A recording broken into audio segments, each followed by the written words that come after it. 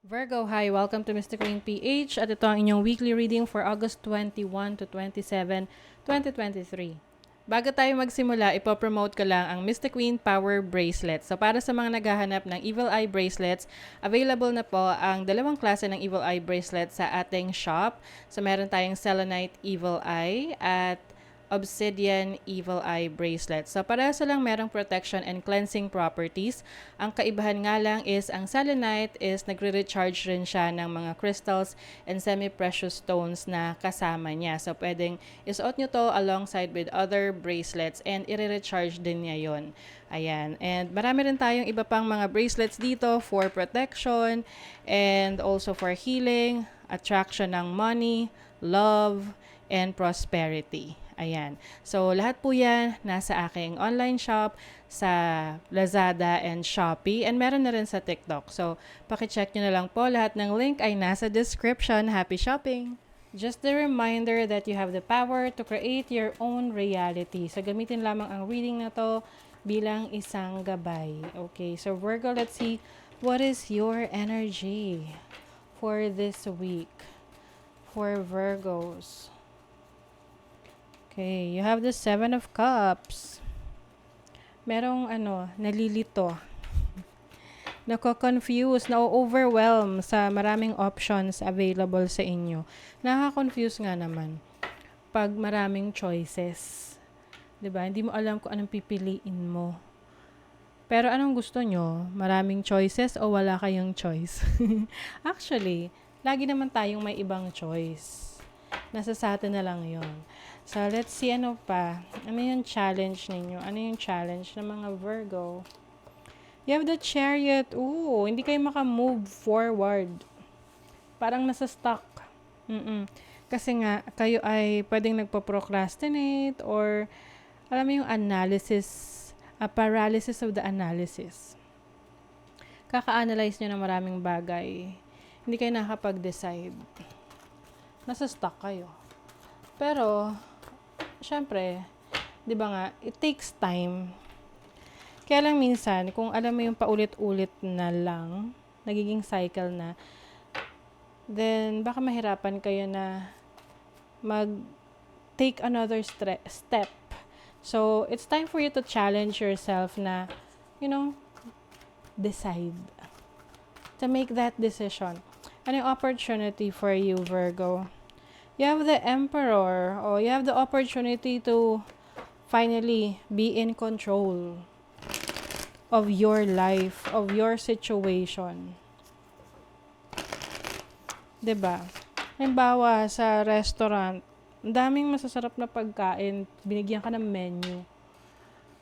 Tapos, nag-iisip ka, anong pipiliin mo doon? Yung nire-recommend ng friend mo? O yung nakita mo sa TikTok? Napanood mo sa YouTube? O yung favorite mo? So, syempre, you want to experience new types of food, no? So, kaya parang nag-aagaw-agaw siya ng attention mo. Hindi ka makapag-desisyon. So, lalo kang lalo kang hindi makakakain kasi hindi ka maka-order. But I think you are going to follow your heart. Yung desires mo. 'Di ba? This is your blessing. Yes, you're going to follow your heart, your desires. Queen of Wands energy. Kung saan ka magiging masaya. 'Di ba? Where is your happiness? Tignan natin. Ano yung Seven of Cups? Six of Swords. Yes. Transitioning, movement, moving on, moving forward. Kapag pipili ka ng bagay na gusto mo, make sure na gusto mo talaga siya para walang sisihan. Kasi, yes, merong mga influence sa atin yung ibang tao. Charge it to experience. Na, halimbawa, may nirecommend sa'yo, uy, masarap yung ganito, ganyan. So, hindi mo pa na-try. So, pag nang tiranay mo, okay lang. Hindi naman siya ganun kasarap. So, isipin mo, dun sa perspective ng friend mo na recommend sa'yo nun, masarap yun sa panlasa niya, pero ikaw, may iba kang panlasa. 'Di ba? So, isipin mo kung saan ka mas magiging satisfied, and kung hindi man siya naging satisfying for you, then charge it to experience, no? Ganun talaga. Move on. And learn the lesson. What is the Chariot? Oh, okay, the World card. You have a challenge kung paano mo isasara ang isang chapter ng life mo to start something new, to go to a new direction. Okay? Yung iba sa inyo, meron kayong opportunity to go to a different country, work to a different country, lumipat ng ibang bahay, ng lugar, lumipat ng trabaho. Pero undecided kayo. So, syempre, hindi kayo talaga magkakaroon ng change kung hindi kayo magde-decide. It's whether you stay or you go. What is the Emperor? The Moon. Yung iba kasi sa inyo, Virgo, maaring kayo, yung sentimental, no? Iniisip niyo na, sayang naman yung pinagsamahan, sayang naman yung tenure ko dito, sayang naman. You know, everything's a choice. Okay? If you choose to stay, edi wag kang magreklamo kung walang nagbabago sa buhay mo. Pero kung gusto mo ng pagbabago, then make a change. 'Di ba? What is the Queen of Wands? Three of Cups. Yeah, I'm sensing freedom for you. Eventually, you will realize what you really need. Marirealize mo ano talaga yung dapat for you, ano talaga yung gusto mo, ano yung kailangan mo. And that is freedom. Freedom to do the things that you want to do, freedom to go to the places where you want to go, and freedom to be with the people na gusto mong makasama. Co-create. Yep, you are working with some other people. Maari ring merong kang hihinga ng advice, or magme-mentor sa'yo para finally, no, makapag-decide ka na. Speaking of decision, you are in the fork in the road. This is about making a decision. Very similar to sa Seven of Cups energy na, ito naman, ang dami niyang arrows. Ang daming direction. O, dito ka, dyan ka. 'Di ba? Ang dami 1, 2, 3, 4, 5. Tapos, there is something here na hindi mo nakikita na maaring like clarity sa situation mo. 'Di ba?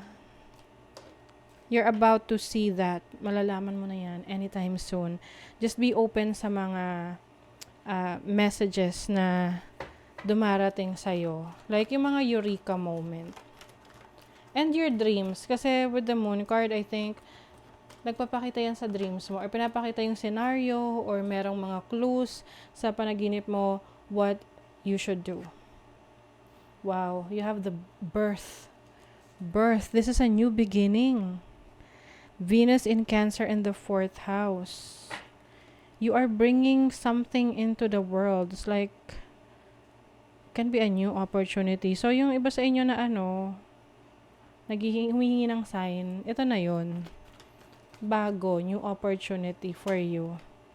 You have Sun in Aquarius in the 11th house. 11th house is about your community. This is also about freedom and your hopes and dreams. And Aquarius energy is, taking a leap of faith, lakas ng loob na maiba, lakas ng loob na mag-try ng bago. So, speaking of the sun is about confidence, lakas ng loob. So, you have all that. Okay? Meron ka niyan, Virgo. So, what else sa iyong money, career, spiritual or spirit animal? In making decisions in your business or career, follow your gut. and trust your instincts. Your spirit animals are reaching out to you for guidance. Oh, ayan, ang mga spirit animals dito, yung dalawang beses nagpakita tong owl. Okay? Ayun, owl, tapos may owl, and then horse, kabayo. Okay? Dalawang beses rin. May kabayo rin dito.